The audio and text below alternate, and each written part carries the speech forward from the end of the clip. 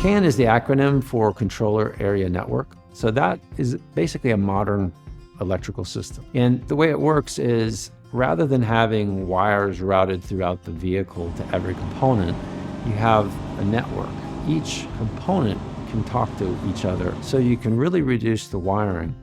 And it also really helps to improve the reliability of the system and also your ability to diagnose it if something does go wrong. Because now you've got this massively complex electrical system that's running all these things that didn't exist back in the 60s, like power windows and power door locks, and on the Boss, the outside mirror. And then of course, the powertrain control module, and just so many things that we've incorporated in the Boss to make it perform like a modern vehicle that didn't exist 60 years ago. This is really the first application of CAN bus for the body. Definitely a signal for where we intend to go in the future.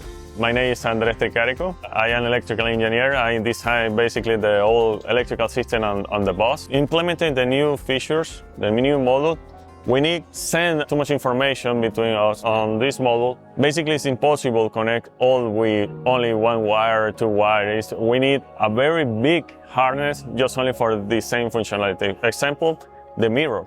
The mirror, you have basically, I need a 10 wire for just only move that one mirror. And the CAN bus, just only we use two wires.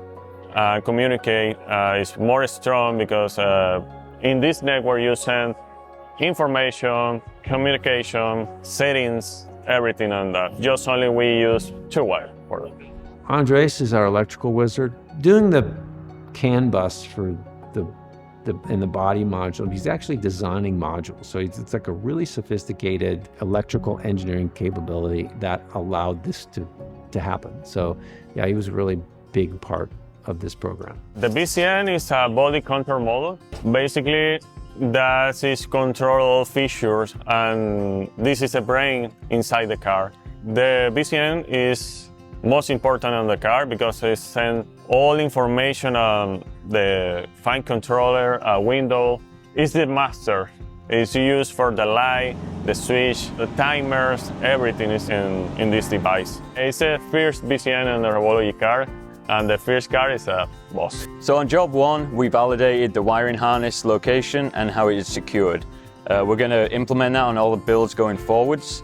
The reasons are to avoid any kind of rattles or noises when driving, but also more importantly, we want to make sure that the harness is secure and not going to be pulled. If a pin or a connector is pulled, then the pinout inside might not make good contact and then result in an electrical issue, which will take our techs a very long time to diagnose. This is where your body harness exits the vehicle and the engine harnesses and transmission harnesses connect. One of the most significant changes that we have made to our Boss is the wiring harness location. So on every single car, we have welded these tabs to secure the wiring harness to the body in exactly the same place every time. Electrical components do not like heat. We try and get the modules and the PCM away from the heat of the engine, which is why we decided to mount the PCM right here behind this apron, away from the high heat of the engine, and then also the fan control module is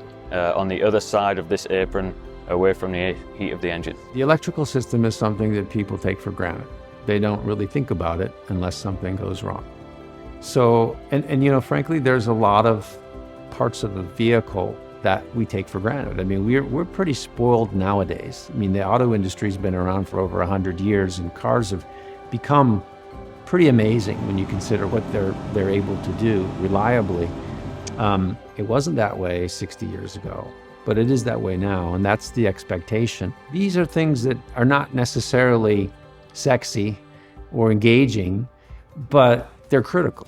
And I really believe that it's the right thing for us to do, to focus on these things and get them right, because that's what makes the difference between having a car that you can reliably use and enjoy and having one that you are not really sure.